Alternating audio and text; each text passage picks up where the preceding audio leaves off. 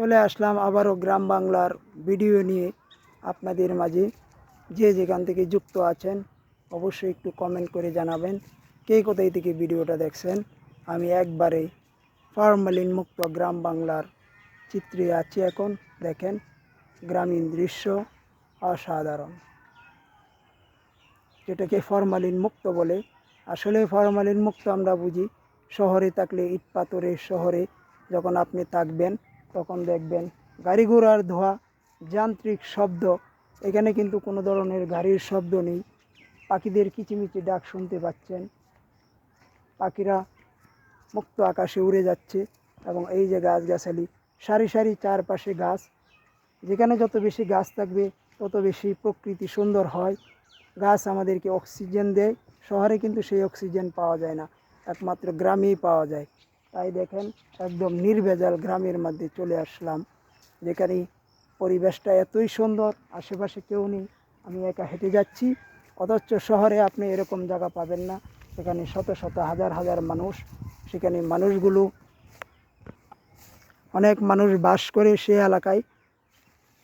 তাতে কর্মের কারণে শহরে থাকতে হয়, কিন্তু আমরা গ্রামে আসতে হয় নারীর টানে।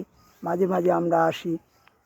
তো এই যে বন্ধুরা, শুধু আপনাদের জন্য, যারা দেশে প্রবাসে, শহরে, বন্দরে, পৃথিবীর যে প্রান্তেই থাকেন না কেন, গ্রামের মতন সৌন্দর্য আপনি কোথাও খুঁজে পাবেন না।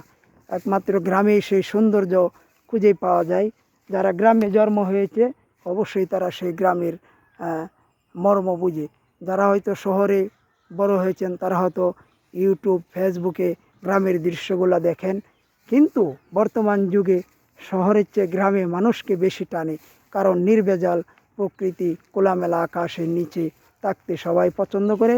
এখন অনেকেই পছন্দ করেন না, ইট পাথরের শহরে বড় বড় উঁচু বড় বড় বিল্ডিংয়ে থাকতে কেউ পছন্দ করেন না। কিন্তু কি আর করার আছে, জীবিকার তাগিদে, কর্মের তাগিদে শহরেও থাকতে হয়। তো আমি বলবো, আপনারা যখন সুযোগ পাবেন তখন আপনারা অবশ্যই গ্রামে চলে আসবেন। গ্রামে আসলে গ্রামটাকে উপভোগ করবেন। অনেকে আছেন শহরে থাকতে থাকতে অসহ্য হয়ে গিয়েছেন, তারা এখন গ্রামমুখী হচ্ছেন। তাই বন্ধুরা, আমি বলবো আপনারা যখন এই সুযোগ পাবেন, সাপ্তাহিক, মাসিক, 6 মাস, 1 বছর অবশ্যই গ্রামে ঘুরে যাবেন।